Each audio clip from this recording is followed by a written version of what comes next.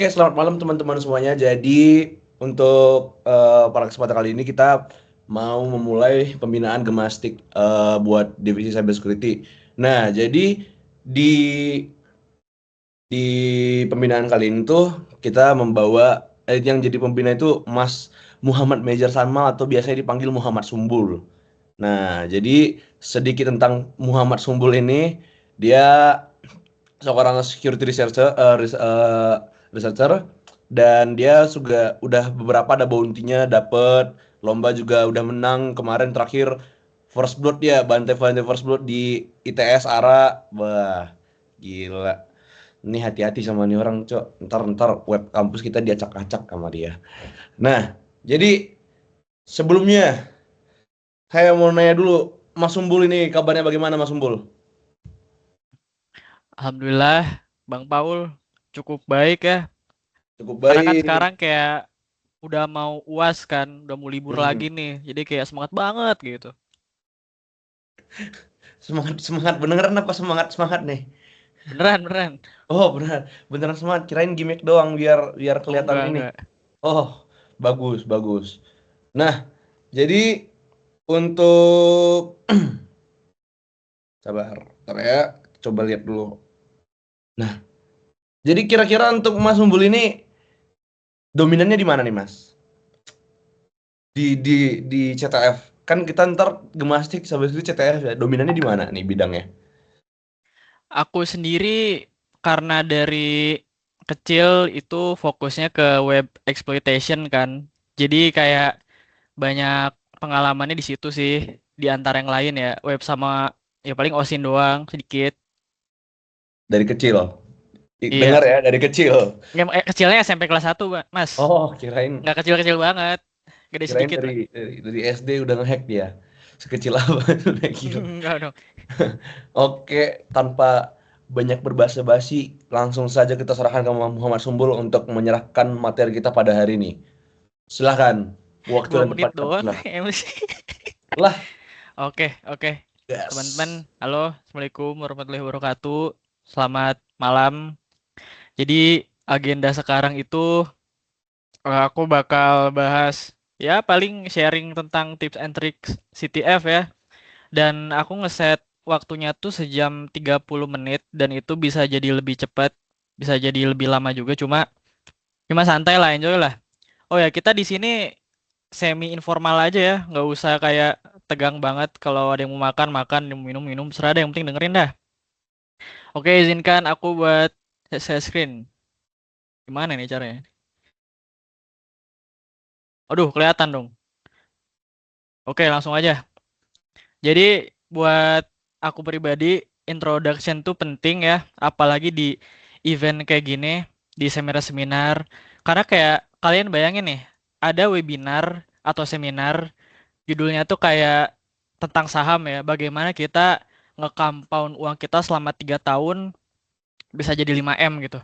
Nah, tapi pas kalian background check si narasumbernya, dia aja 1M nggak punya gitu, alias miskin melintir. Emang kalian mau nonton webinarnya? Kan nggak mau kan? Nah, sama kayak sekarang nih. Biar yang nggak tahu aku jadi tahu, dan yang kenal makin kenal, alangkah lebih baik kita introduction dulu. Oke, nama Salman. Nama panjang Muhammad Mijar Salman sih, tapi kadang dipanggil Sumbul, kata Bang Paul benar.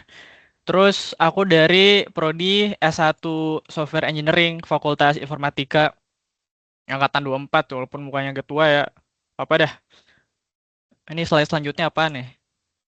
Bentar. Oh, oke, ntar dulu. Jadi ada yang pengen aku mention, teman-teman.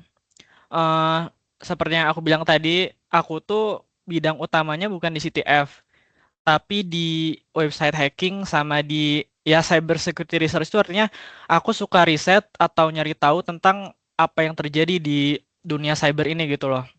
Kayak contoh yang lagi viral akhir-akhir ini, teman-teman tahu nggak sih kayak 2 hari ke belakang itu lagi viral tentang exploit Instagram. Jadi kayak kita nih, kita bisa nge-hack Instagram orang pakai Meta AI doang. Literally kayak 90% akun IG bisa dihack. Dan itu orang-orang yang lakuin itu uangnya udah pada ratusan juta. Kayak gitu. Atau enggak kalau misalnya dulu tahun 2020-an itu kan lagi banyak kasus kebocoran data. Ya pokoknya aku keep up lah sama berita di cyber security ini, di bidang cyber ini gitu loh. Kayak kalau misalnya teman-teman mau ngobrol ke aku tentang gimana caranya kita ngasih Trojan atau virus ke orang tanpa terdeteksi Windows Defender, atau gimana caranya ngehack 2 juta website kurang dari sehari, aku bisa. Cuma itu OOT, kita bahasnya CTF. Nah, kalau untuk di CTF sendiri, itu aku bisa dibilang baru nyebur ya. Kayak baru 2025 akhir nih yang Adhikara nih. Adhikara tuh kayak lomba pertama aku banget, literally pertama. Dan dari situ aku login, aku bener-bener sering ikut lomba CTF internasional, kalau teman-teman tahu namanya di CTF Time, dan beberapa kali ya pertama lah ada dapat duit juga lah, receh ini buat kalian mungkin ya, buat saya sih lumayan. Nah, jadi di sini aku mikir kayak why not gitu kan, aku sharing di sini gitu. Jadi ini anggap aku sebagai teman yang lagi sharing aja ya, nggak usah kayak sebagai guru atau apa, enggak lah, masih jauh lah. Ini anggap aku sebagai teman aja. Ini by the way lumayan ya, Arijal, makasih 75.000 nih, aku langsung beli pot ke Alfamart nih. Oke lanjut, aku di sini nggak akan ngasih ini ya teman-teman. Kayak kalau teman-teman ikut seminar tentang CTF atau apa kan biasanya ada tuh CTF itu apa gitu. Nah buat aku nggak penting ya, karena kan teman-teman di sini pasti udah tahu CTF apaan. Jadi langsung aja udah. Nah, di CTF ini kategorinya tuh ada banyak banget sebenarnya kalau kita bahas skala global, dan yang unik tuh ada yang sekada ini nih. Jadi itu tuh kayak industri, kayak pembangkit listrik tenaga nuklir nih. Kalian disuruh hack beneran, terus dicari flagnya. Atau enggak di negara Jepang itu ada CTF kayak kalian ngehack mesin mobil gitu. Nah pokoknya unik-unik dah. Cuma kalau di Indonesia sendiri kan yang umum website, crypto, reverse, PWN, forensik, OSIN, sama miscellaneous karena Mas Tegano. Nah, untuk di sesi ini, itu aku bakal, sayangnya ya, mohon maaf ya, aku cuma bakal bahas tiga ini doang. Karena ya skill aku terbatas, teman-teman. Jadi ya paling aku nanti bakal ngedemoin gimana cara aku nyari flag tanpa AI. Nah, terus ini ada nih AI maxing 30%, artinya apa? Artinya aku cuma bakal kasih tahu tentang AI itu 30% dari yang aku tahu doang, teman-teman. Jadi nggak 100%. Karena sebenarnya pakai ID CTF aja tuh kurang etis, kayak banyak banget orang nggak suka lah, banyak banget orang-orang kayak scan CTF sekarang udah mati nih karena kan udah ada AI bla bla bla bla bla. Jadi kayak, tapi kan sekarang eranya udah AI nih, udah automatization kan. Aku mau nggak mau ya harus sharing tentang AI juga. Walaupun nggak semuanya ya, 30% aja. Mungkin kayak 30% dikit banget bang. Lihat dulu bos, nanti bos 30%-nya kayak sebanyak apa gitu. Oke langsung aja. Next. Nggak bisa next ya. Oke, ini ada, sebelum kalian ikut lomba CTF, itu make sure kalian itu milih anggota yang tepat, jangan ngasal. Nah, kenapa aku nggak pernah juara CTF nasional, teman-teman? Karena timnya aneh-aneh. Atau kadang aku berdua doang sama ada namanya Fauzan Julfa. Nah, tapi kalau kalian pengen menang, yang pertama nih, orang pertama itu make sure dia tuh beneran jago gitu. Kayak pick one kategori lah, terserah lah mau kategori website mau apa, make sure si orang tersebut beneran bisa nih satu kategori tanpa AI. Yang kedua, general, dalam artian kayak ya si orang ini bisa pakai AI, ngerti pakai AI, beneran bisa nge-solve semua challenge pakai AI. Nah, yang ketiga nih, ini yang penting nih menurut aku, kunci utamanya tuh di sini. Bukan di pria ini ya, maksudnya di sini nih. Wajib jago OSIN atau forensik. Artinya apa? OSIN itu beneran butuh penelitian, teman-teman. Kayak apalagi nyari nyari tempat di mana gitu kan, ada video, ada foto, kita harus cari fotonya di mana. Ya aku mah malas banget ya mending nyuruh orang lain. Jadi nggak semua orang bisa OSIN sih. Ini yang niat-niat aja nih, YNNA, yang niat-niat aja. Oke, lanjut. VPS. Sebenarnya ada beberapa slide yang belum aku masukin ya, karena tadi aku ke WC dulu sakit perut. Jadi kayak seadanya aja. Tools yang aku pakai di sini ada VPS, buat aku penting banget VPS. Kenapa penting? Karena kayak buat kalian nih yang punya laptop laptop high end yang kayak mungkin VGA-nya bagus, CPU-nya kenceng, kalian bakalan bisa buka AI 10 biji tanpa nge-lag. Nah, tapi di laptop aku yang kentang ini kan nggak akan bisa. Coba kita lihat nih. Aku aja disknya penuh. Tuh disk C sama disk D-nya penuh.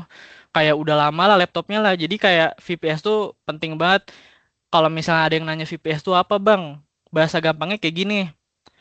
Kita nih pakai ada laptop orang Linux. Nah kita pakai mesinnya dia. Kita pakai laptopnya dia. Kita pakai device-nya dia.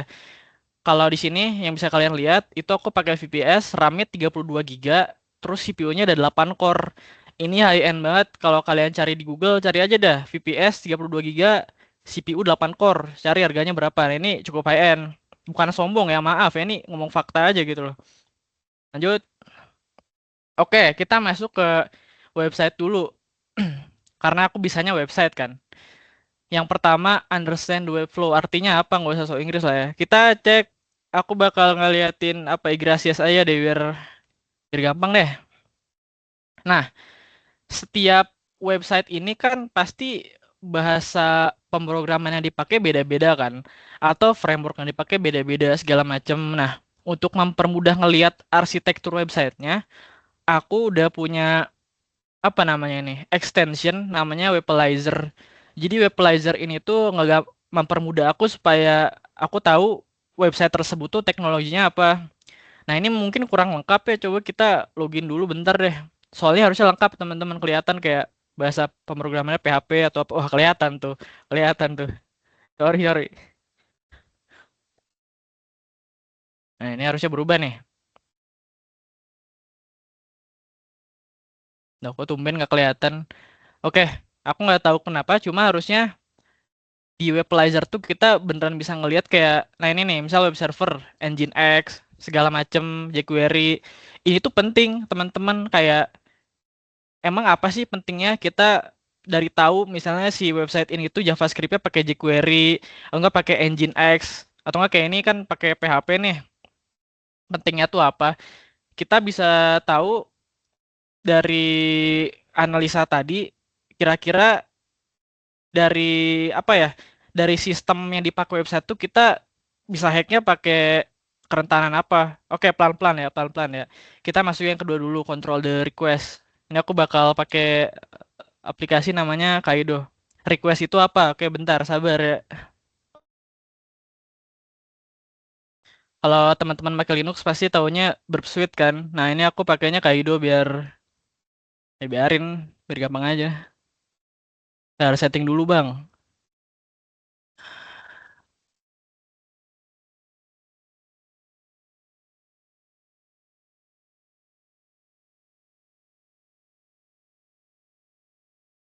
Oke, terus.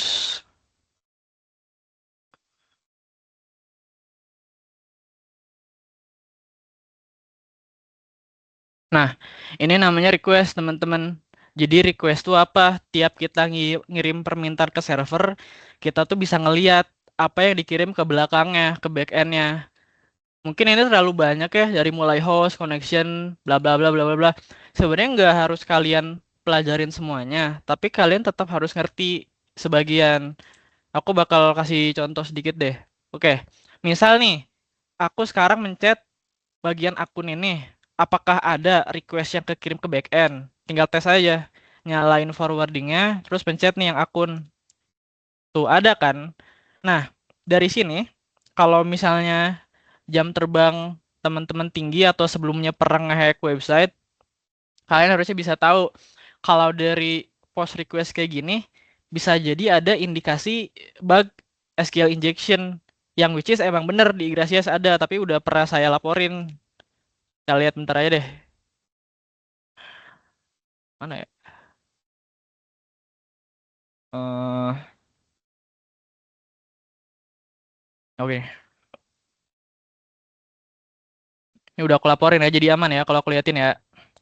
Jadi intinya tuh kayak tadi tuh, aku pencet salah satu button kan. Terus kayak kita bisa lihat parameternya apa. Terus ya aku kasih string ya, intinya, duh ini kayaknya terlalu loncat-loncat ya. Takut yang baru belajar belum paham. Oke, balik lagi ke sini deh, jangan bahas yang tadi dulu deh. Intinya kalian harus ngerti kayak cookie ini gunanya apa, terus kayak referrer apa, terus kayak user agent apa. Nih contoh nih user agent nih, ini kan ada Mozilla bla bla bla bla bla bla. Jadi Igrasias ini tahu nih kalau aku tuh buka website dia pakai laptop apa, pakai browser apa, dari mana, dari request ini. Dan kalau misalnya kalian beneran paham kayak gimana cara kita ganti apa tadi user agent, kita tuh beneran bisa apa ya namanya tuh obsek gitu. Jadi kalau misalnya kalian pengen berbuat jahat di internet nih, ya ini-iniannya ganti, yang tadi user agent ganti, terus kalau bisa jangan pakai Google. Itu OOT ya. Kita lagi bahas CTF, sorry guys. Oke, lanjut yang ketiga, map the attack surface. Yang intinya yang tadi teman-teman, kalau misalnya kita beneran paham si website tersebut arsitekturnya gimana, flow-nya gimana, pakai bahasa apa, kita tuh jadi bisa ngehacknya tuh gampang. Contoh nih, aku kasih lihat satu aja ya. Ini kalau kalian pencet ke menu ini. Kalau kalian pencet ke menu pra-tracer wisuda, kalian pencet beranda. Nah, ini jangan bilang-bilang kayak nggak ada dosen kan. Nah, ada tulisannya gini kan. Nah, kenapa bisa diganti tulisannya?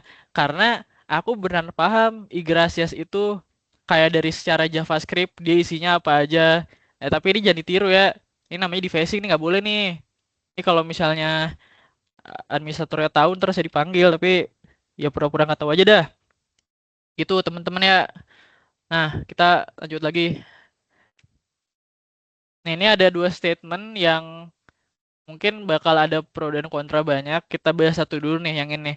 CTF lebih susah dari bug bounty beneran. Artinya apa? Maksud aku tuh kayak gini. Aku tahu di antara teman-teman ada banyak yang baru belajar CTF atau bahkan nge-hack website gitu loh. Dan pernah nggak sih kalian kayak yang baru belajar nih, kalian coba mau nge-solve challenge CTF manual nih nggak pakai AI, pengen coba belajar aja. Terus kalian ngerasa kayak, "Ih, kok susah banget gitu." Akhirnya kalian ngerasa insecure. Nah, itu bukan berarti kalian cupu, teman-teman. Emang CTF tuh susah, karena kan yang bikinnya aja hacker nih. Terus bug-bugnya aja kayak emang udah di setting sedemikian rupa. Sedangkan kalau teman-teman hack website beneran, pemerintah kek, website swasta kek, kayak nyari bugnya tuh gampang banget karena kan ya itu human error. Nah, terus yang kedua, challenge final lebih gampang daripada penyisihan. Ini buat aku personally ya, mungkin ada yang nggak setuju, gak masalah. Kayak aku beberapa kali, kayak gini, logikanya gini.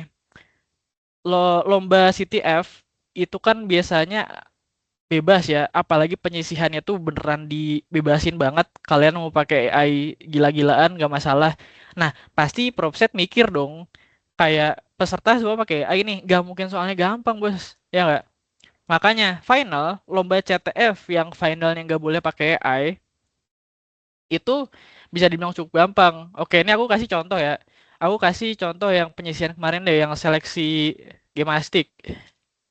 Bentar,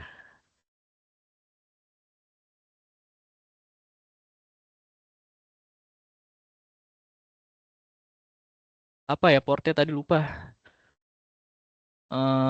18082. Oke nih, udah. Oke, kalau teman-teman kemarin ikut seleksi internal gemastik terus nggak familiar sama ini nih, berarti kalian kemarin cuma pakai AI doang kan, modal AI doang kan. Nah, itu menyedihkan sih. Ya harusnya kemarin ikut seleksi internal gemastik tahu ini challenge apaan gitu. Kalau nggak tahu sih wah kacau men. Oke, ini aku bakal liatin nih. Jadi gimana cara nge-solve ini? Anggap aja ini soalnya manual ya, kayak kita dikasih peraturan nggak boleh nge-solve ini pakai AI misalnya gitu. Nah, coba kalian mikir ya. Aku kasih lihat bentar. Bentar. Kita lihat codingannya.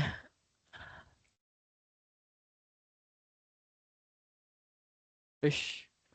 Oke, walaupun aku dari prodi software engineering bukan berarti aku jago ngoding ya, teman-teman ya. Jadi, aku bakal bahas codingannya nggak per line tapi per fungsinya aku ngerti aja. Oke, ini gini. Ada fungsi hash password.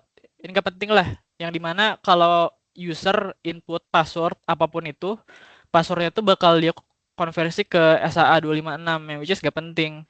Nah, kalau kalian lihat codingan kayak gini, apa sih yang harus kita cari gitu? Kalau misalnya nge-solve manual lembah AI, kalian langsung aja cari flag. Ini bisa nyari kan? Wait, si nano kontrol. Control W flag, oke. Nah, kita cari aja ada kalau kita ketik flag tuh ada apa lagi sih yang muncul? Maksudnya ada di mana aja gitu. Wait. Oke. Di sini ada flag yang intinya adalah kalau kalian belajar basis data, kalian harusnya ngerti sih query kayak gini. Jadi kalau misalnya kalian nggak ngerti, aku artiin nih dikit aja. Ini tuh artinya si server bakal nerima input di username sesuai yang kita ketik. Dia bakal sama nggak kayak flagnya gitu loh. Kayak mana? Misalnya gini ya. Ini jelek banget. Nggak apa-apa dah. Misalnya prefix flag awal tuh kan Foresti gini kan. Nah, kalau kita masukin ini langsung ke username-nya, dia tuh bakal cocokin bener nggak nih? Misalnya huruf awal A deh. Bener nggak nih huruf awal flagnya itu A? Kalau misalnya bener, dia bakal ngasih response time yang cukup lama. Misalnya gini. Oke, aku contohin. Kita masukin ya Foresti misalnya A. Terus passwordnya ngasal, kita login. Nah, ini kan ada response time nih, ada waktunya 300 ms. Pokoknya kita cari huruf apa yang response time-nya tuh gede banget. Kalau misalnya response time-nya gede, berarti fix itu huruf pertamanya. Nah, tapi ada case-nya, teman-teman.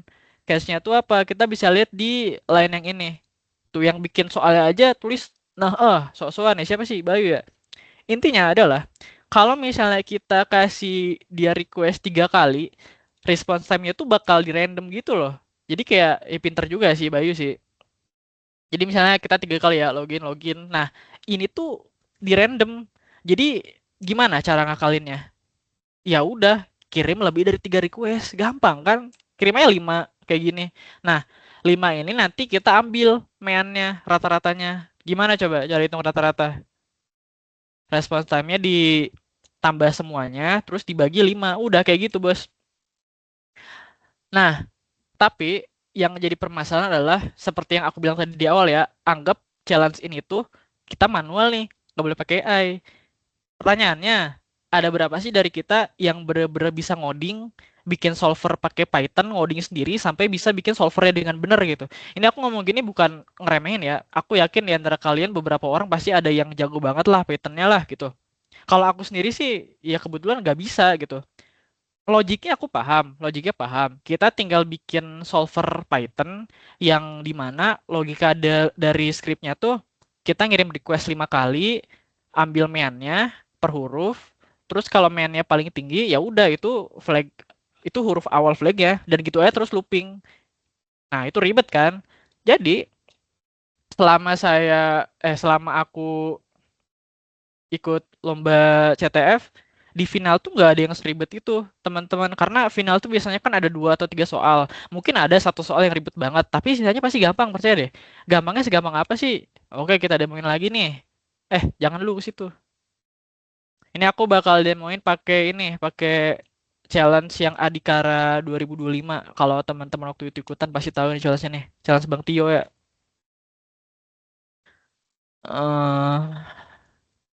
Berapa pornya? Ini adalah buru-buru deh. 18081. Oke, jadi pada waktu ini by the way aku kebetulan first blood ya waktu jalan sini ya karena gampang banget. Ini aku bakal kasih tahu mindset aku gimana waktu pada saat itu nge-solve challenge ini gitu loh. Ya, masa nggak mau denger sih mindset dari yang first. Oke, by the way, kan aku ngeliat nih website ini kan. Terus kayak yang aku lakuin, ya aku buka Kaido karena pengen tahu requestnya apa. Seperti yang tadi aku bilang, kalian pahamin dulu arsitekturnya, terus lihat requestnya gitu loh. Ini kita masukin aja langsung. Eits. Jadi pada waktu itu kan aku ngelihat kayak pulse counter, aku mikir ini kalau misalnya kita pencet counternya sampai 1.000 kali, mungkin flagnya keluar kali ya. Ya aku kan nggak tahu bos, waktu itu kan pertama kali, jangan diketawain, itu kan nggak tahu. Jadi aku pencet increment, loh, Belum ada kah? Oke mungkin gini kali ya.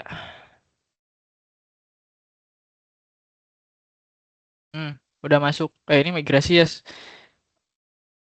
Tutup aja dah. Oke, masuk. Jadi aku mikirnya gitu kan, kayak gimana kalau misalnya aku capture requestnya gitu, aku capture pas pencet increment, terus kayak aku ganti nih angka satunya jadi 90.000. Nih, ini kan ada nih count satu kan, aku ganti aja jadi 90.000 dah gitu. Siapa tahu flag keluar, nggak tahu. Oh nggak bisa, error gitu. Terus aku mikir, terus kalau gini apaan gitu? Gimana cara nyari flagnya kan? Ya udah, aku lihat nih, dia pakai oke PHP, nggak ada yang menarik dari sini. Tapi di sini aku bisa tahu dia tuh pakai apa namanya? eh Laravel. Ini bentukan Laravel nih, tahu dari mana? Nah, ini ada logonya, Bos. Sama ini juga sih sama jam terbang sih. Intinya jam terbang penting ya, teman-teman. Nah, terus kan aku lihat nih, ada live wire. Aku nggak tahu itu apaan pada waktu itu. Jadi aku iseng aja, aku cari nih live live wire exploit kayak gini. Aku cari gini doang, literally gitu. Terus kayak aku pencet nih satu-satu nih. Kayak baca kan. Oh, oke. Oh, oke. Kayaknya bukan yang ini dah. Ganti gitu. Chat lagi website lain. Aku baca nih, beneran baca, nggak bohong. Nah, terus aku ngeliat ini nih. Nah, ini requestnya tuh mirip banget sama yang tadi. Oke, kita coba lagi dah. Mana? Nggak boleh, jangan. Nah, kalian perhatiin ya. Kita lihat sekilas aja, nggak usah terlalu dibaca satu-satu. Liatin, strukturnya kayak gini kan. Kita samain sama yang di sini.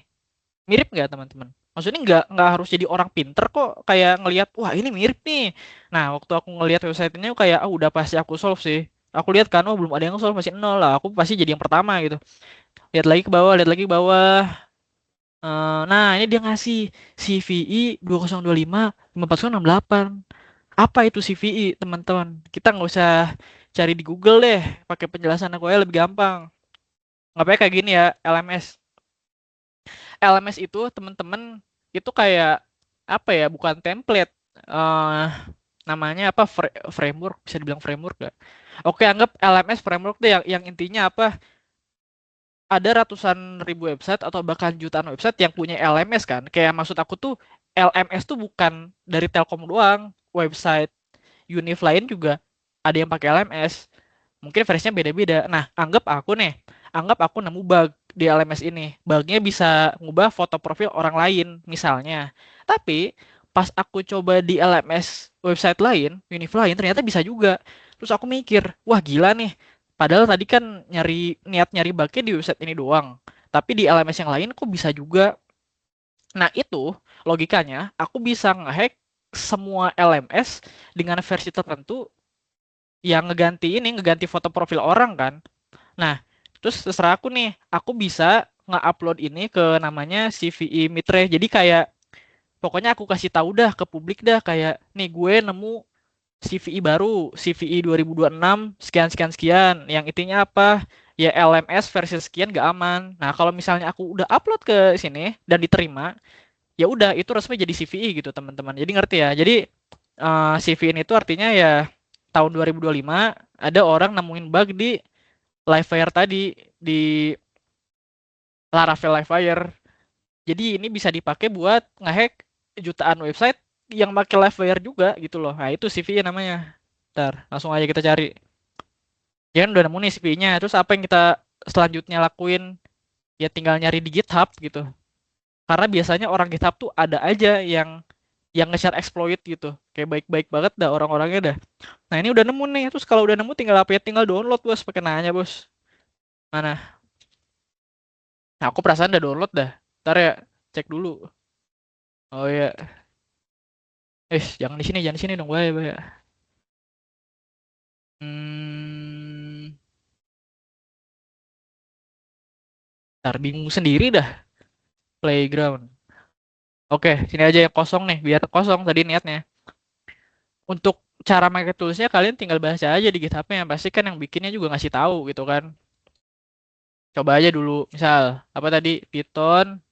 Python Livewire dash u, langsung kasih websitenya aja kan. Nih.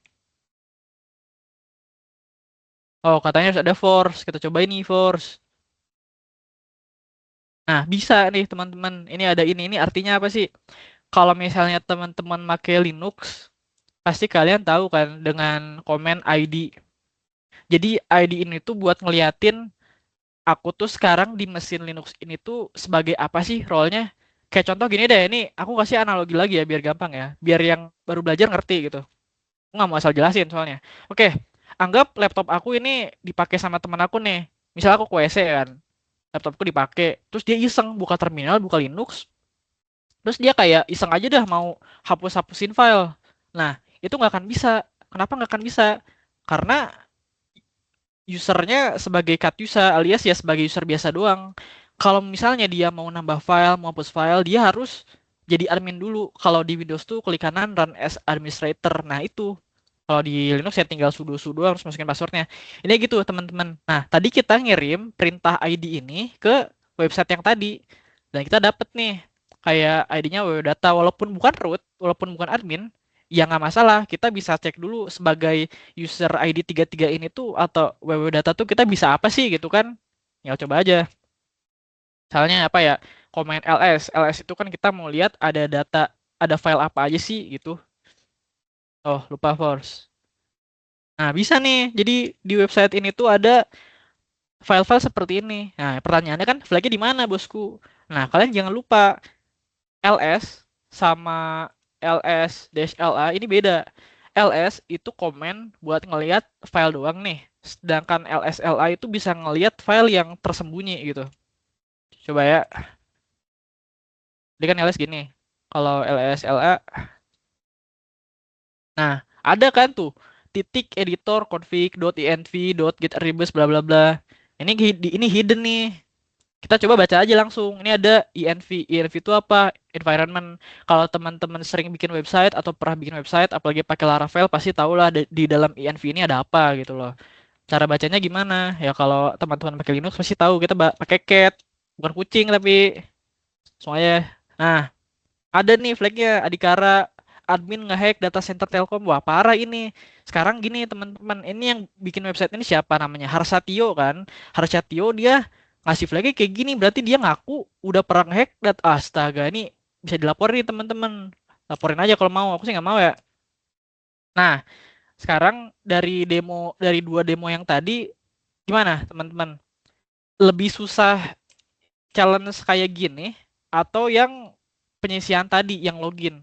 Ya yang login kan kayak karena gini, biasanya challenge yang final itu kita tuh kayak beneran harus jago research aja, harus jago-jagoan riset.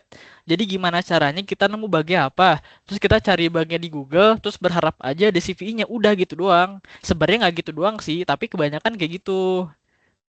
Aku belum baca chatnya, dari tadi ada ngechat nggak sih? Aman nggak teman-teman? Gimana, ada yang mau nanya nggak? Bentar ya. Woi, kok bahas kumis ini? Siapa yang bahas kumis nih? Woi, Dedang Roket. Cari ya Dedang Roket ya. Gimana? Ada yang mau nanya nggak? Medium ke high. Sebenarnya nih ya, kalau kita bahas severity, medium, easy, hard, itu tergantung orangnya sih. Kayak buat sebagian orang, challenge yang ini tuh challenge-nya high, kayak hard gitu. Tapi buat aku ya easy. Easy-nya bukan karena sombong jago, bukan, tapi karena emang ya flow-nya kayak tadi doang gitu loh.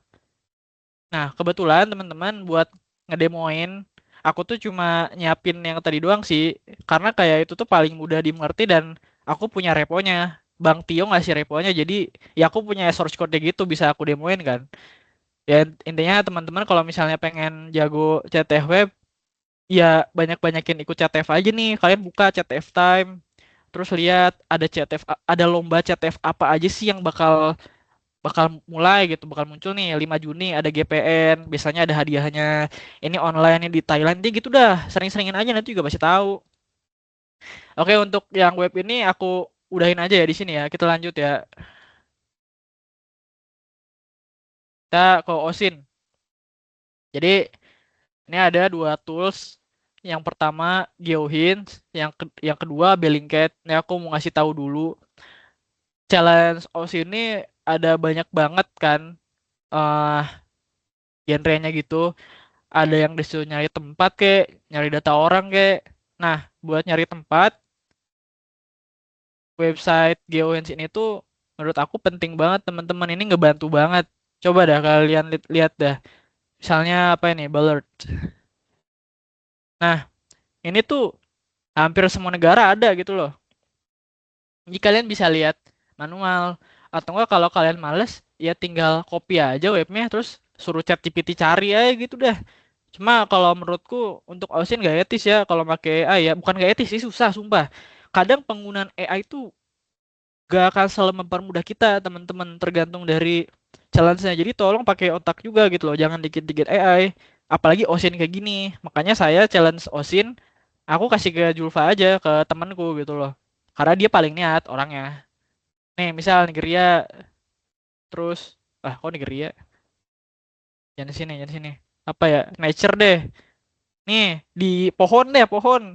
Pohon Madagaskar kayak gini, Jepang kayak gini, beda-beda kan. Ini dia ngebantu banget dah. Apalagi kalau challenge OSINnya deskripsinya nggak kebantu, kayak minim informasi alias challenge goib gitu kan. Ini ngebantu. Oke, yang kedua Bellingcat. Nah, Bellingcat ini sebenarnya bukan buat CTF doang ya, tapi OSIN dalam konteks general. Kalau kalian pengen belajar OSIN, bukan buat CTF ya, emang pengen belajar aja gitu loh. Maksudnya, oke gini, aku lupa jelasin ya OSIN ini apa ya pengertiannya ya. Jadi OSIN ini penjelasan sederhananya kayak gimana caranya kita bisa mencari informasi menggunakan sumber daya yang ada. Contoh nih, kalian pengen tahu Prabowo rumahnya di mana gitu loh. Misalnya, kalian dapet nih Facebooknya Prabowo gitu kan, kalian cari, terus waktu tahun 2015 misalnya, Prabowo pernah bikin status, enak ya tinggal di Papua, bisa dieksploitasi lahannya gitu. Nah, kalian mikir nih, oh berarti rumah dia di Papua. Nah, itu OSIN, teman-teman. Sama aja kayak kalian pengen tahu nih, aku itu apa nih? Ada yang WFN. Oke. Sama aja kalian kayak nyari data aku di kayak di Dikti nih, pengen tahu aku NIM-nya berapa, fakultas apa, masuk tahun 2000 berapa, itu udah OSIN. Jadi OSIN tuh kayak gitu. Oke, lanjut. Nah, ini nih. Ini sebenarnya agak agak bahaya nih, cuma nggak apa-apa deh. Jadi gini ya teman-teman, aku kasih konteks dulu ya. Waktu aku ikut event CTF di ada negara apa ya, Inter dah. Kita tuh ada challenge nih. Kita disuruh nyari password orang, password beneran. Jadi kayak flagnya tuh kayak gini nih, flag, password kayak gitu. Nah, buat orang yang nggak paham pasti bingung kan kayak serius nih kita disuruh cari password orang gimana caranya. Tapi buat orang yang udah ngerti OSIN apalagi tahu tools kayak gini ya itu nggak akan susah. Jadi tools ini tuh artinya apa sih? Jadi gini, semenjak apa ya selama 6 tahun terakhir itu kan banyak banget teman-teman kasus kebocoran data kan. Kalau yang paling terkenal sih itulah Bejorka namanya. Katanya wah Bejorka ngebocorin data Telkom ke, data Polri ke, padahal dia nggak jago-jago banget sebenarnya. Nah, pokoknya data yang bocor tuh banyak, nggak cuma di Indonesia banget teman-teman. Di satu dunia juga sama. Yang jadi pertanyaan, apa sih maksudnya data bocor tuh gitu loh. Kayak mungkin ada orang yang masih nggak ngerti data bocor tuh apa sih. Ya sesimpel gini aja. Ada hacker nih, nge-hack Tokopedia gitu. Terus database-nya dia jual di deep web. Atau kalau kalian tahu nama website itu Bridge Forum. Yang which is sekarang webnya udah nggak ada, udah ganti domain. Intinya adalah biasanya hacker tuh setelah dia nge-hack data, dia tuh bakal ngejual datanya di forum, forum gelap. Dan dia bakal ngejual misal database Tokopedia 60 giga, isinya ada 50 juta data customer gitu loh. Dia jual segitu. Nah, biasanya kalau misalnya nggak ada yang beli alias nggak laku, si hacker kesel kan kayak udah gue hack nih tapi nggak ada yang beli. Dia sebarin biasanya dibocorin. Nah, bocornya di mana? Kalau kalian niat ya, teman-teman sebenarnya bisa aja nyari sendiri, literally beneran searching gitu ya kayak Tokopedia database gitu. Dan ada nih misal 20 giga kalian download sendiri. Cuma itu ribet. Nah, ada orang yang niat bikin buat kayak gini, tujuannya buat apa? Buat ngumpulin database-database yang bocor, dijadiin satu buat kayak gini. Oke, ini aku mau aku demoin nih.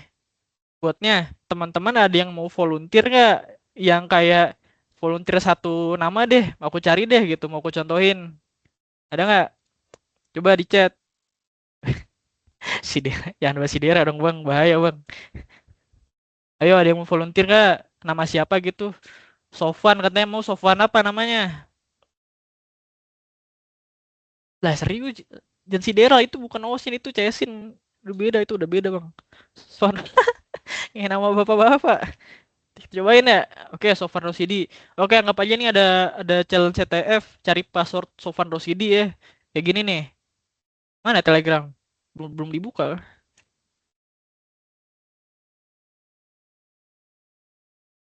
Oke, asik. Oke, langsung cari ya Sofwan Rosidi nih. Kita lihat apa aja yang bakal kita. Oh, oke. Milih dulu datanya. Kita lihat apa aja yang bakal keluar data dari Sofwan Rosidi gitu, data-data bocor. Jadi ini tuh lengkap banget teman-teman. Kita tuh bisa lihat dari sumbernya itu dari mana. Nah, ini contoh nih Canva. Canva tahun 2019 Pradek terus bocor. Nah, terus buat si Sofwan Rosidi yang bocor tuh apa? Emailnya. Ini ada nih emailnya nih. Terus dari PDIP nih. Kalau si Sofwan kayak, wah, gue perasaan gak pernah nyoblos PDIP, tapi kok nama gue ada. Berarti PDIP pakai data kamu tanpa izin gitu, bos.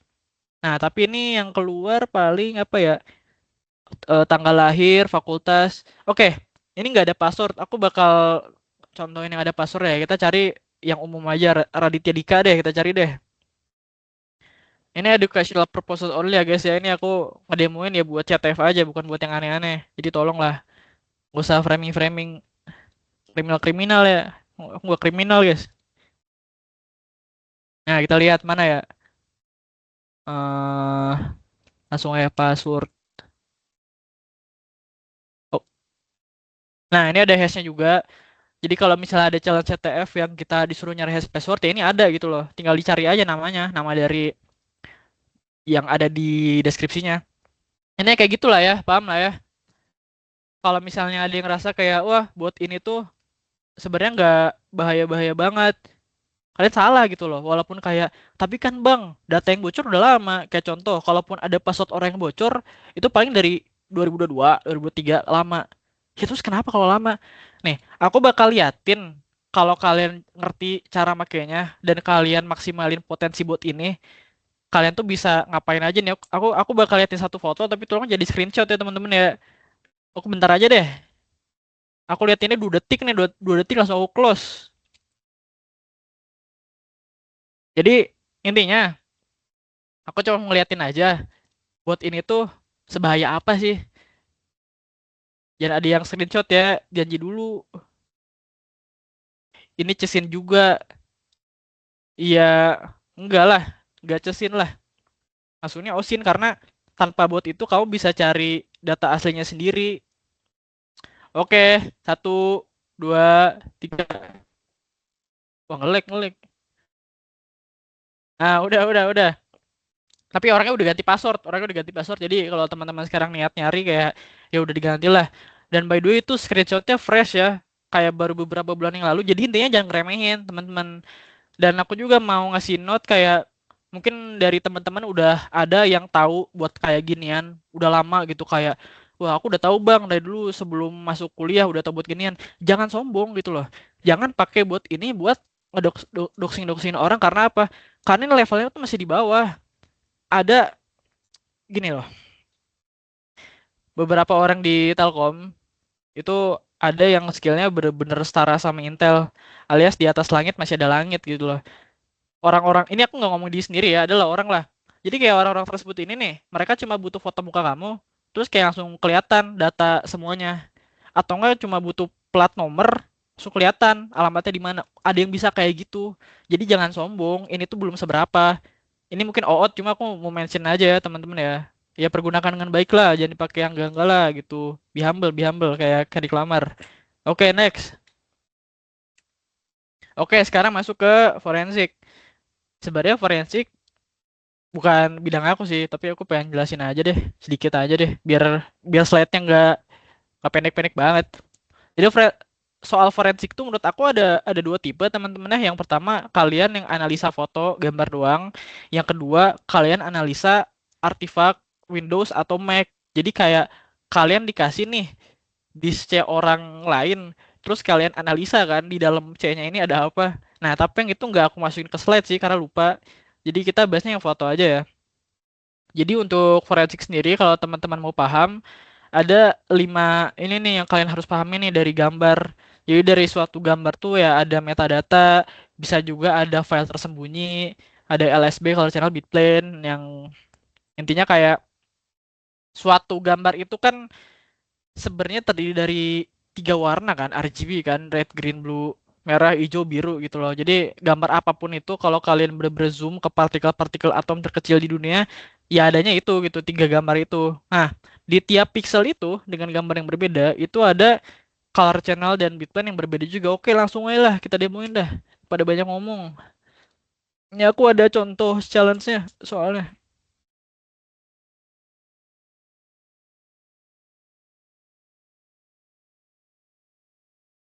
Kita contohin dua aja deh. Yang ini dulu, yang Patrick dulu.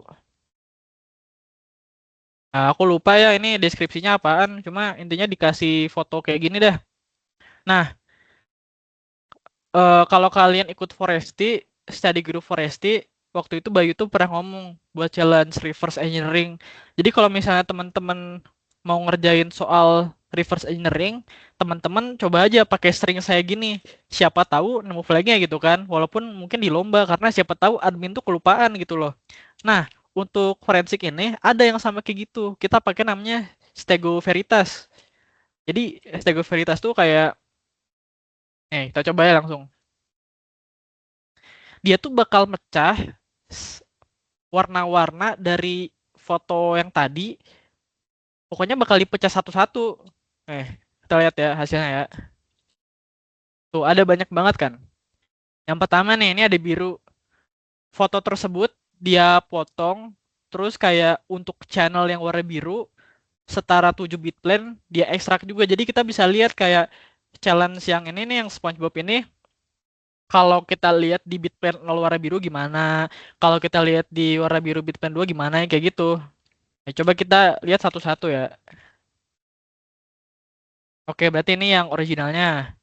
Ini auto kontras. Ini warna biru bitplan 0, alias nggak bisa dilihat pakai mata. Ini bitplan 1, 2, 3, 4, 5, 6, 7. Terus ini biru yang biasa, terus ini di enhance. Enhance, terus nah, ini nemu flag kan? Flagnya itu ada di mana nih? Wait. Tadi ada hmm, oh, green 0. Berarti flagnya tuh ada di warna hijau bitplan 0 gitu. Nah, kalian bayangin kalau challenge gampang kayak gini, kalian pakai AI, berapa menit sih? Bisa 10 menitan. Nah, coba langsung ditembak pakai Stego Veritas kan kurang dari 10 menit. Kurang dari 10 detik gitu loh. Gitu sih. Oke, lanjut. Oh, ini ada tips nih dari Bang Zulfa. Kalau yang forensik katanya jangan terlalu fokus ke satu asumsi, coba kemungkinan lain. Ini bener nih teman-teman.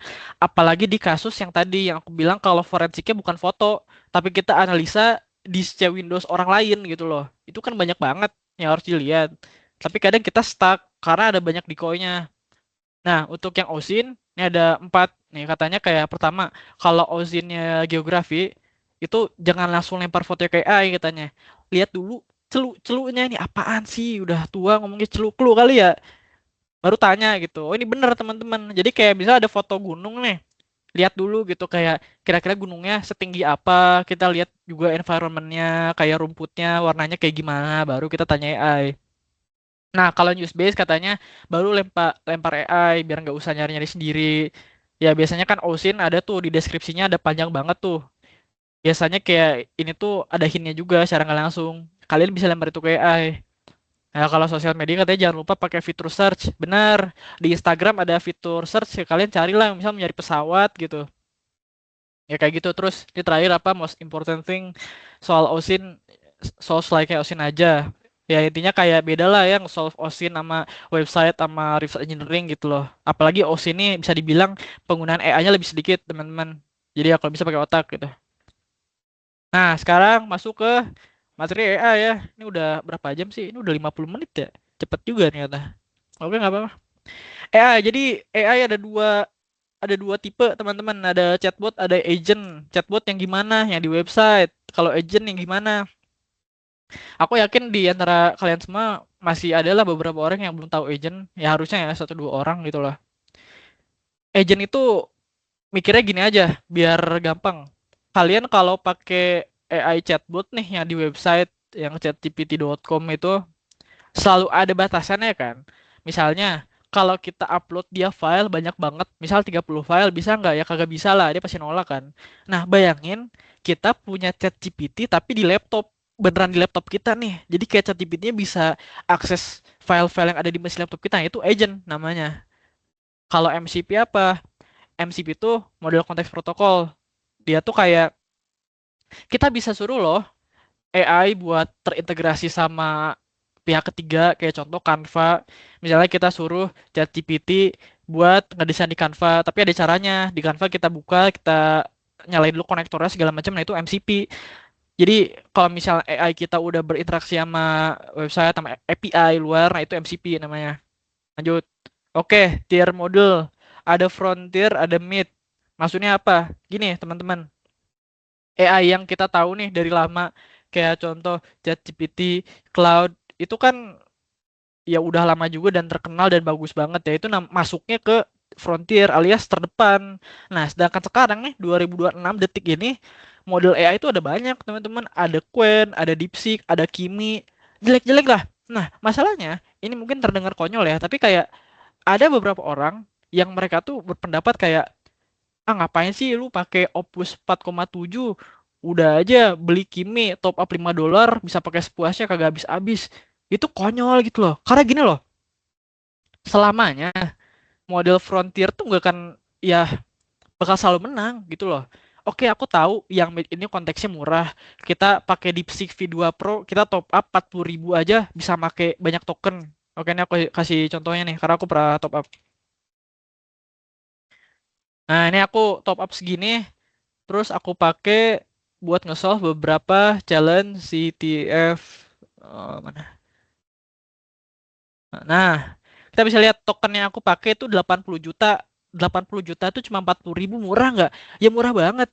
Cuma itu secara reasoning, secara logik, ya pasti beda dong dibanding ChatGPT. Jadi ada teman-teman yang namanya tuh coping mechanism bahasa psikologi. Jadi artinya kayak gini. Ini pakai analogi aja biar gampang ya. Ketika ada orang ngomong kayak tadi gitu, kayak udahlah ngapain subscribe chat GPT atau cloud, udah aja beli DeepSeek Video Pro atau Kimi murah. Dia ngomong gitu tuh karena lagi ngehibur dirinya sendiri. Dia tahu nih dirinya miskin melintir kan, makanya dia ngomong kayak gitu supaya apa, yang ngehibur dirinya sendiri gitu loh. Dia nggak menerima fakta kalau ya ChatGPT emang mahal, cloud emang mahal, tapi itu yang terbaik. Jadi jangan jadi orang kayak gitu teman-teman. Lanjut. Nah, ini ada benchmarknya dari website Deep SWE. Intinya ya benchmark lah, ini perusahaan ini udah ngetes semua model. Kita bisa lihat yang pertama ChatGPT. Aku setuju teman-teman. Sebagai orang yang udah pakai Cloud Opus Max 20 kali 4 juta sama ChatGPT Max 20 kali 4 juta juga, ya menurut aku ChatGPT paling superior. Kenapa? Karena paling cepat, paling mantap, paling hebat, paling viral, keren dah pokoknya dah. Nah, terus kalau gitu apa kelebihan Opus? Masih teman-teman mikir kan kayak, terus apaan Opus bagusnya apa? Opus itu bagusnya di emang analisisnya tajam, tapi lama teman-teman. Jadi aku waktu itu pernah nge-solve challenge CTF hard banget lah. Pakai ChatGPT nggak tembus nih. Aku coba pakai Cloud Opus waktu itu masih 4,7. Bisa dong. Terus aku nanya kayak kenapa Opus bisa nge-solve yang ChatGPT nggak bisa? Karena yang ChatGPT ini dia kayak ada yang kelewatan gitu. Pas dia baca dokernya, ada beberapa lain yang kelewat. Kan konyol gitu loh. Mungkin ChatGPT mikir, ini kayak file docker doang kagak penting. Sedangkan yang Opus beneran dibaca semua, makanya lama. Nah, tapi kan kita di CTF butuh kecepatan, ketepatan supaya bisa jadi king of first blood gitu loh. Makanya pakai ChatGPT. Nah, untuk pemakaian ChatGPT yang paling enak menurut aku, kalian harus daftar ke program ini dulu, namanya chatgpt.com cyber. Nah, wait. Jadi kalau kalian udah verifikasi program ini tulisannya aku nggak bisa ya, karena ini akun ChatGPT aku yang lain. ChatGPT aku ada banyak lah, ada 20 kali ya, lupa dah. Intinya kalau yang di akun pertama ini udah keverifikasi. Nah, kalian kalau misalnya belum verifikasi program ini, ChatGPT tuh bakal lebay. Dia tuh kayak dikit-dikit nggak boleh, dikit-dikit nggak boleh gitu loh. Apalagi lagi kalian pakai model paling terbaru nih 5,5 X high, terus kalian suruh solve challenge website, ditolak gitu karena katanya berbahaya, karena kalian belum verif. Coba verif dulu, pasti bisa. Kalau kalian udah verif, wah itu gacor banget, sumpah nggak bohong, gila banget itu. Nah gitu teman-teman ya. eh Oke, lanjut.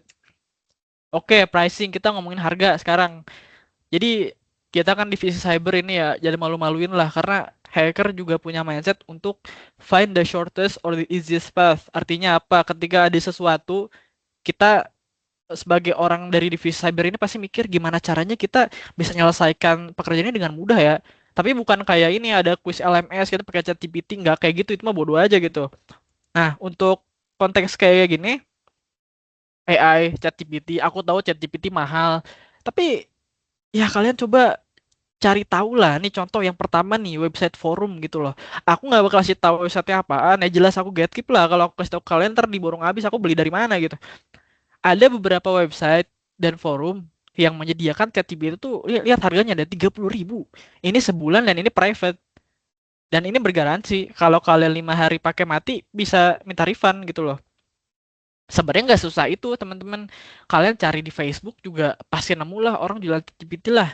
Nah yang kedua forum. Aku pernah cek forum-forum Turki kayak gitu. Mereka jualnya murah. Sama kayak Indo 40 ribuan. Cuma ya ribet, kalian harus punya USDT segala macem. Oke, yang kedua Telegram.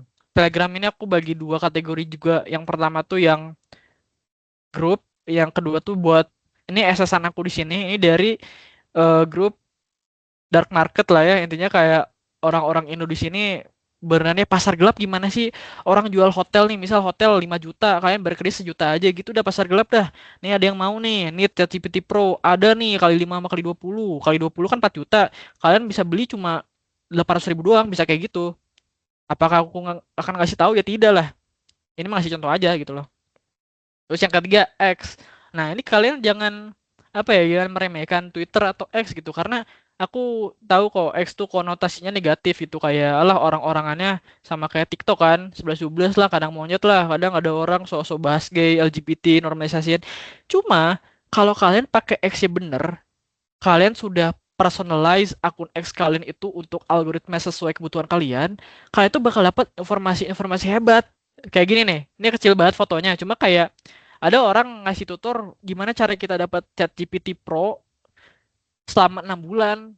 ChatGPT Pro tuh ya 4 jutaan, kalian dapat gratis 6 bulan, caranya gimana itu. Jadi kayak ya kalau kalian pakai X bener pasti ada aja deh info-info yang di sosmed lain gak ada tapi di X ada duluan gitu.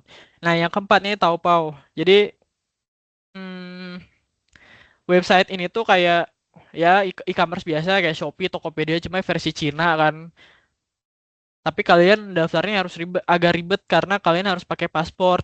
Nah, kalau kalian udah daftar ke website Taobao, kalian bisa cari seller GPT karena itu tuh murah-murah banget, gak bohong. Mereka tuh jualnya bukan akun. Kalau kalian ke website-website gini kan atau Telegram dikasih kita akun kan. Nah, kalau ke seller Cina tuh mereka kasih API. Dan biasanya murah. Contoh, kalian top up $10. $10 tuh bisa pakai berjuta-juta token yang udah gila gitu loh. Oke, lanjut. Nah, ini ada prompting nih. Ada direct prompt sama system prompt. Jadi, yang satu dulu direct prompt. Kalau kalian nge-solve CTF atau pakai AI masih kayak gini, kalian ngetik kayak monyet nih, kayak oh solve CTF crypto dan kasih gue flag ngapain gitu. Atau enggak kayak kalian ketiknya panjang banget nih. Kalian bener-bener kayak jangan ini, jangan itu, tapi panjang banget di sini. Ya jangan gitu. Kenapa jangan? Karena yang pertama ada namanya context degradation. Kalian pernah nggak lagi pakai ChatGPT panjang banget, lama banget, terus ada tulisan context compacted. itu tuh dia lagi ngerangkum semua percakapan kalian. Dan kalau misalnya udah konteks competent, pokoknya kayak kalau kalian pakai AI udah panjang banget, udah lama banget di sesi tersebut, si AI-nya tuh bakal cenderung lama-lama halu gitu loh. Konteks degradation tuh kita jadi lupa instruksi pertama kita tuh apa, apalagi kalau panjang banget gitu loh. Nah, terus yang kedua kayak capek aja, masa tiap ngesol ketik manual gitu ngapain. Nah, bagusnya kayak gini, pre-written. Jadi kalian bikin file markdown terserah. Tapi paling enak sih udah agent MD aja biar dianya auto ngebaca gitu loh. Baru nih isi si markdown ini kalian super detail nggak apa-apa, panjang banget nggak apa-apa. Kayak contoh, saya mau kamu solve challenge website CTF gitu. Terus kalian kasih constraint-nya, jangan lupa kasih constraint. Constraint itu apa? Kasih limitasi gitu. Contoh, don't search for write up. Jangan cari write up gitu. Pokoknya fokus aja nge-solve challenge website, dibaca source code-nya. Dan aku juga tahu dari teman aku namanya Abdi, orangnya ada di sini lagi nonton. Kata dia kasih kalimat solve it deterministically, dan itu ampuh teman-teman. Jadi deterministik itu artinya kita suruh AI buat nge-solve berdasarkan permasalahan sebelumnya.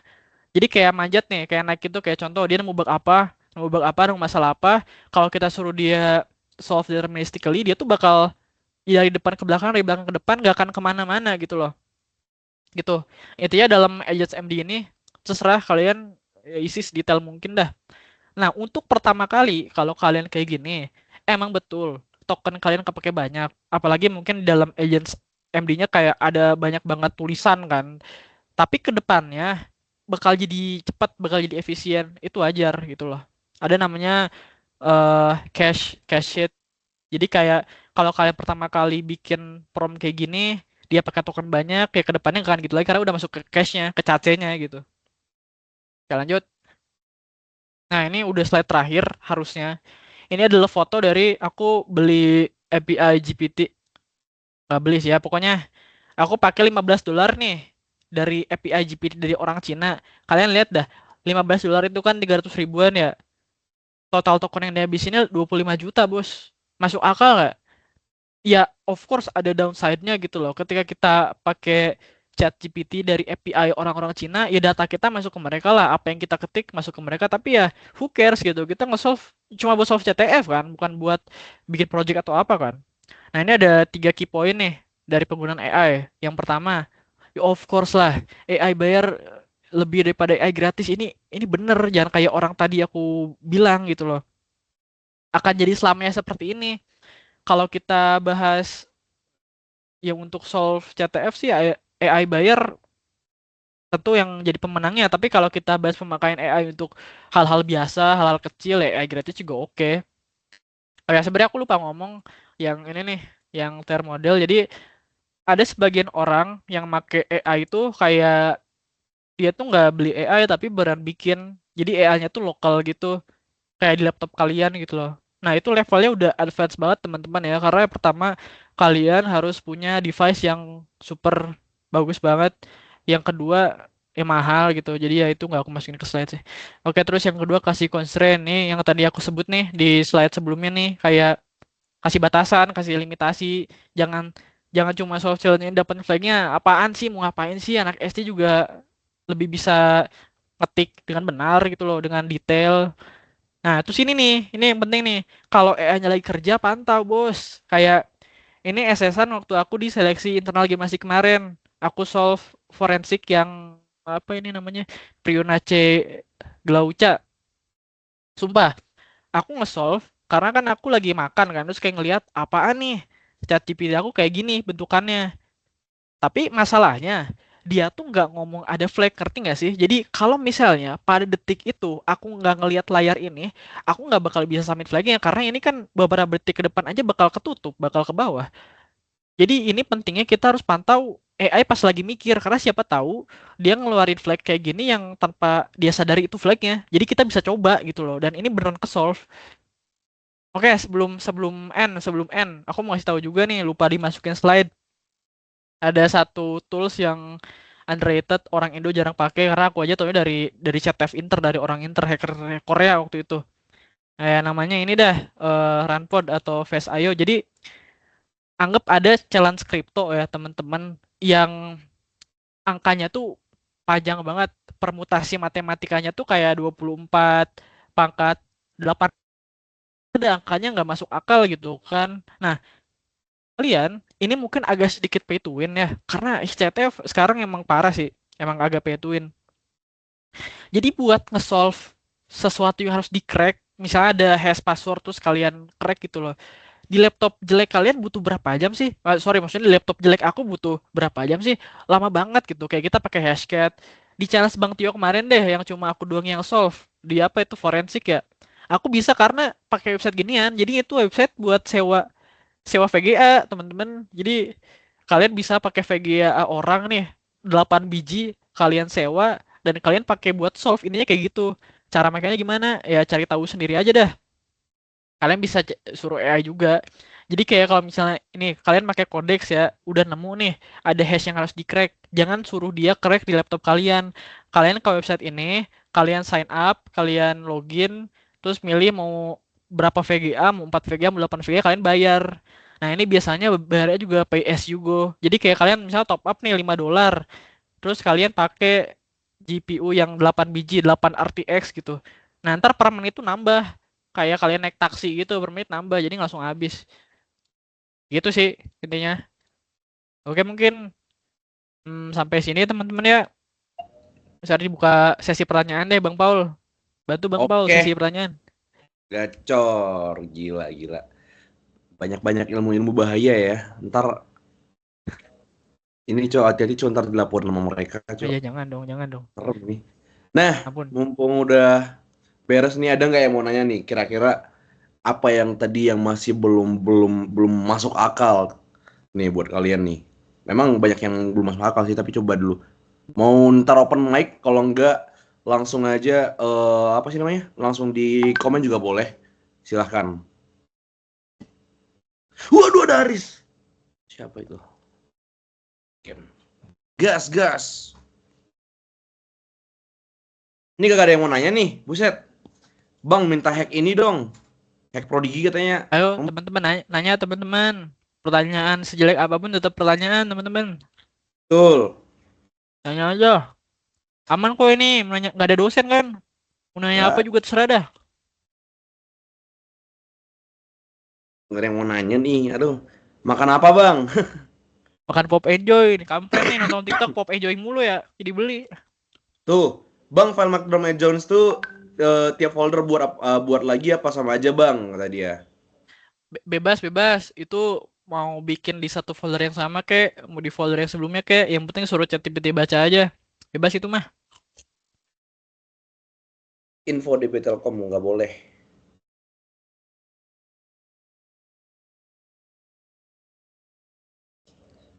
Kemarin soft bit drop, child reverse SM seleksi gimnastik pakai agentic AI plus MCP kah? Jadi MCP itu sebenarnya nggak ribet-ribet banget sih. Kalian kalau sekarang buka Codex nih, terus slash MCP, nah itu kelihatan ada MCP apa aja. Nah, kalau buat kalau kalian nggak pernah nambah yang aneh-aneh sih bakal kosong ya. Jadi kalian harus nambahin MCP-nya sendiri. Kayak contoh, buat yang Bitdrop itu, kenapa aku bisa solve? Karena aku udah pasang MCP Google Chrome, Chrome DevTool namanya. Tinggal cari aja di Google dah, Chrome DevTools MCP gitu aja. Nah, terus tambahin sendiri tuh. Nah, itu bedanya apa sih emang? Nambah MCP sama enggak? Kalau misalnya kalian sekarang pakai Codex gitu, terus suruh dia kayak buka Google, ada yang namanya headless Chrome, teman-teman. Jadi sebenarnya Codex kalian itu, agent kalian itu beneran nggak tahu tampilan sebuah website tuh gimana. Dia tuh cuma tahu HTML-nya doang, pakai CURL, pakai curl. Nah, kalau kalian tambahin MCP, si agentnya tuh beneran bisa lihat Google dengan bener gitu loh. Beneran tahu nih, kayak tombol login ada di mana, kayak gitu. Nah, itu MCP gunanya. Tuh, teman-teman akun Telkom itu ada kredit Azure $100 setahun lumayan PPS kecil-kecilan tuh. Yang kalian ngeluh nggak mau keluar modal tuh buat yang nggak mau keluar modal ada kredit gratis tuh $100. Yang karung ini kere hore gas.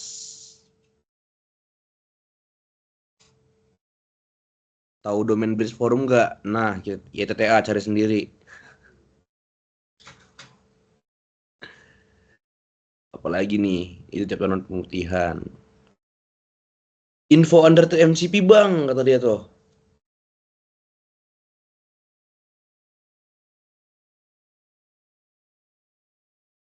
Tuh info beli VPS di mana? Wah kasih tahu nggak ya? Kasih tahu aja deh. Kayak terlalu banyak gatekeep, kasihan juga ya. Bentar. Nih aku kasih tahu satu ini ya, satu buat Telegram. Ini terpercaya kok. Ya promosi dong ini. Ya udah. Situ tuh. Cuma di dia minusnya apa? Ya speknya paling tinggi ini. RAM-nya 8 GB, CPU-nya 4 core. Jadi kalau dipakai agent ya ChatGPT paling cuma kuatnya kebuka 2 tab doang. 3 tab maksain dikit lah. Tapi ya lumayan kan.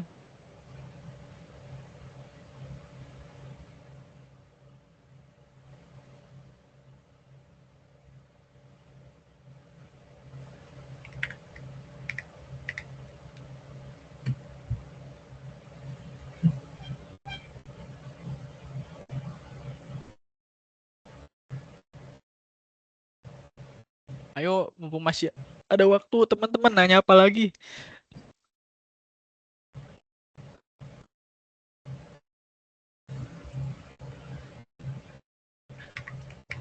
Apalagi tuh.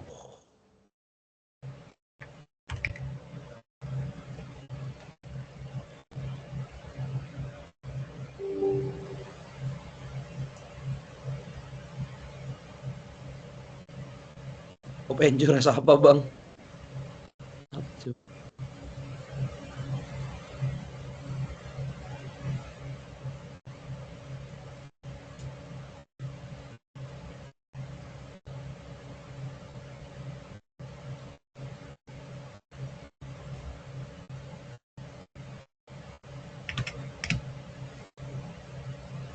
Pop Enjoy apaan sih? Popcorn ya? Itu terkenal banget Bang Paul. Kayak udah setahun yang lalu sih. Gak tahu. Sumpah ada aja iklannya di TikTok tiap scroll. Gak pernah. Belajar scripting buat kategori PWN di mana King? Waduh, nggak bisa saya. Perasaan nggak pernah ngomong. Ngaco nih Abdi nih. Udah dah, kick aja. Katanya yang penting nanya. Udahin aja kalau gitu Bang Paul. Nggak bener ini mah, makin ngaco dah. Ini kita tunggu sampai kapan ya? Sampai 2015 kali ya? 2015 ya? Yang mau nanya. Kalau nggak ada yang mau nanya kita lanjut aja. 2015 ya. 3 menit lagi. Silakan yang mau nanya.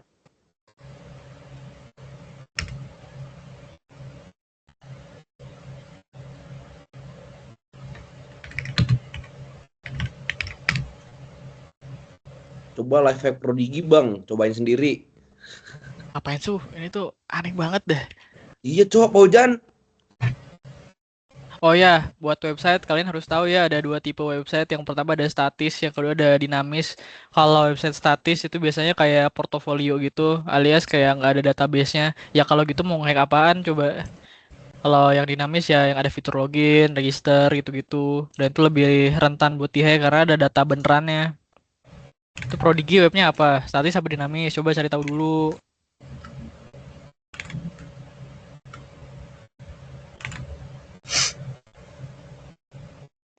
2 menit lagi. Ayo.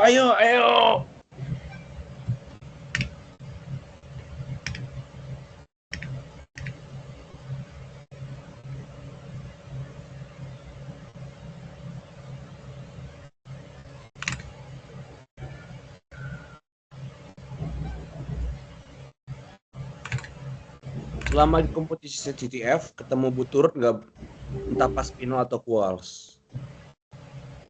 Jarang nggak sih? Ini yang Bayu nggak sih? Yang waktu itu pas ini Foresti atau Gemastik ya? Adikara. Ya Ada. Buturut buat ini doang kan kita masuk Linux orang terus kita ini bukan kita exploit sudonya misalnya. Kalau Buturut biasanya tuh dia tuh lagi ini dari dia tuh full enumerate-nya tuh dari scan port scanning juga ada. Tapi kalau kalian Iya. pengen Buturut yang mau latihan Buturut tuh kalau mau itu ini ke Hacktrace, tau nggak? Hacktrace. Tuh punyanya ini Spentera.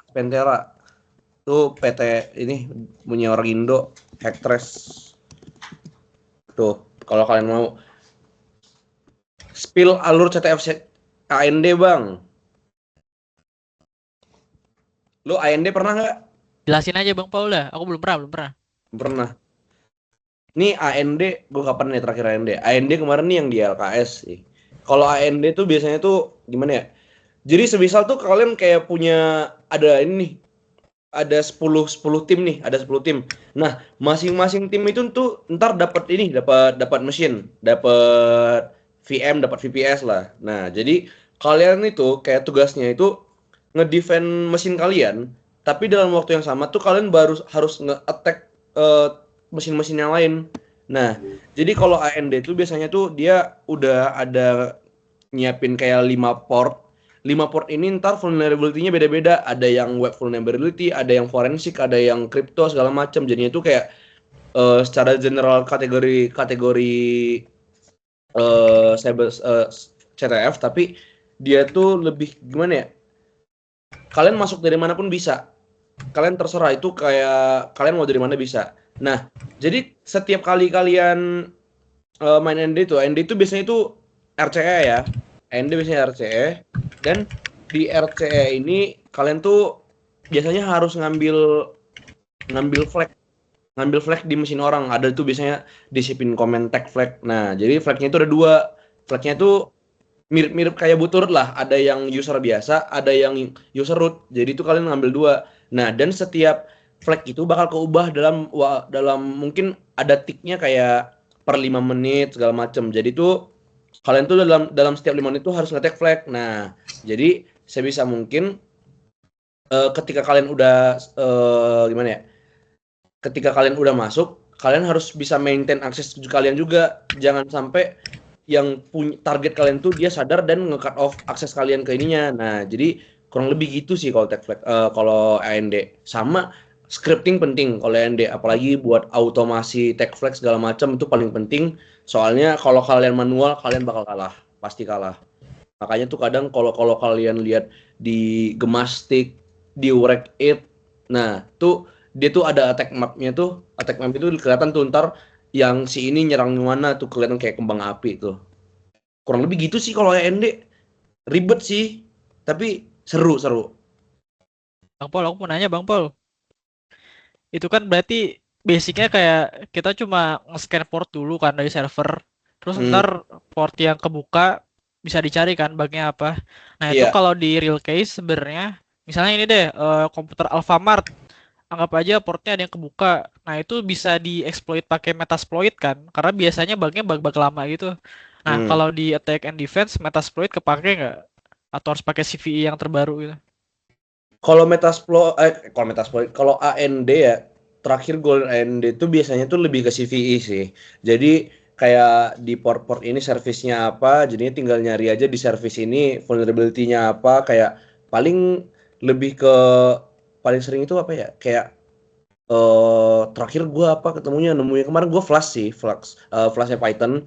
Jadi dikasih tahu Flash Pythonnya versi keberapa, tinggal nyari aja kayak di mana RCE-nya itu kemarin SSTI. Nah, biasanya tuh ada juga yang kayak kripto sama kayak forensik tuh. Kalau kayak forensik biasanya eh dia tuh web base. Tapi kita tuh mainin metadata. Jadi web base itu kayak dia bikin web di mana kita bisa ngupload foto.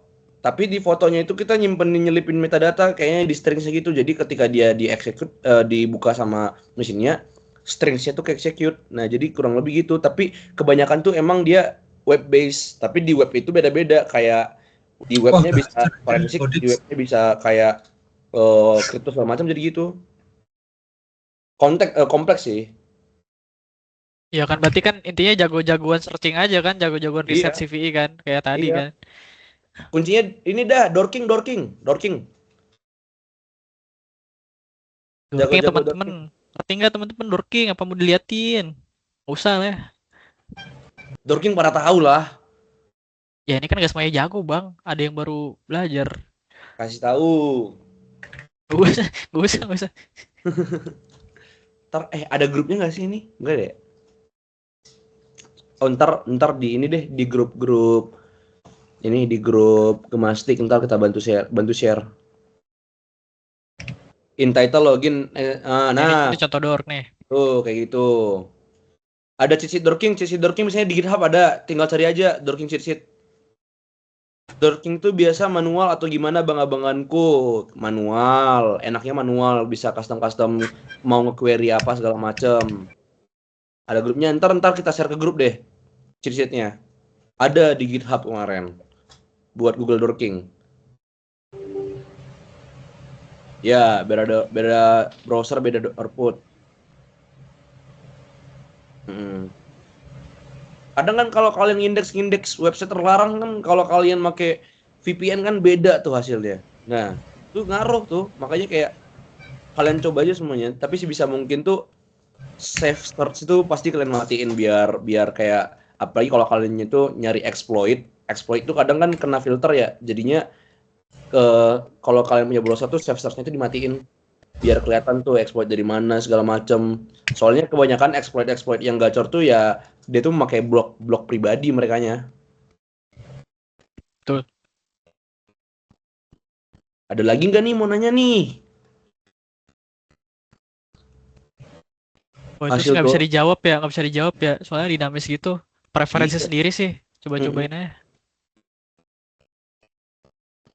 Kombinasiin.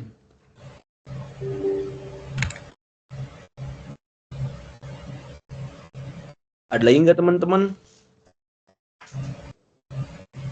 10, 9, 8, 7, 6, 5, 4, 3, 2, 1.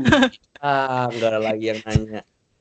Ya udah deh, mungkin untuk pertemuan kali ini kita itu aja yang kita bahas. Terima kasih sudah banyak ilmunya, ilmu daging semua ya teman-teman ya. Ilmu daging, ilmu hitam. Ilmu hitam. Nah, jadi buat kalian yang hadir jangan lupa isi ini link feedback itu udah ada di kolom chat. Dan kita ini nih, kita pengen foto bareng dulu teman-teman. Kita foto bareng, open cam dulu semuanya, open cam dulu. Kita mau dokumentasi. Open kan kamera kalian, Le. On kan kamera kalian, Le. Kasih on dulu kamera kalian, Le. Ayo Ya. on cam, ayo biar cepet. Iya. Tolong dong, gue pengen sebat, Cok. Wih, emang boleh ngomong gitu? Boleh. Udah, kita doang di sini. Oh iya, ya udah iyalah, sama-sama. Ayo. Yuk. Udah asem banget ini, woi. Di record. Woi, aduh, ntar ini bagian belakang di-cut ya, tolong ya.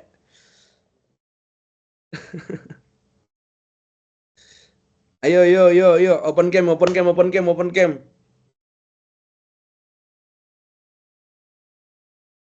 Cok, ini yang open cam 3, 4, 5, 6 orang doang, Cok. Lebih ramai di WA ya, ternyata ya. Halo. Faujan Aditama, Mas Made, Mas Nardewol. Ayo, Joshua mana? Melvin open cam aja, Melvin. Ambasador Google. Joshua, Gasan, Revi Kasa, William, Dadang Roket. Ini siapa sih, Cok? Open Roket. Open cam. Petan cuy. Juana. Oncom doang. Gasan, Faik, Albijar, Wijaya, Diputu, Prasiskus, Wikal. Buat Tuh, dokumentasi teman-teman. Satu, Cok. Biar bagus. Ini doang nih. Ya udah dah, ini aja deh kalau gitu. Ya udah. Gas, Mas Aris, silahkan difoto. Posenya apa nih? Bebas. Wes. Oke. 1. Mana nih yang bawah? Woi, Resan. Pose yang bagus. El Prodigi. 1, 2, 3. Pose apa lagi, Bang Aris? Masa Alfat ya. Udah, begini pose gini. Ya udah. Ini Rizky kamera lu yang bener Rizky. Oke. 1, 2, 3 SS kan le. Oke, udah. Nah, Don. Oke guys. Alhamdulillah.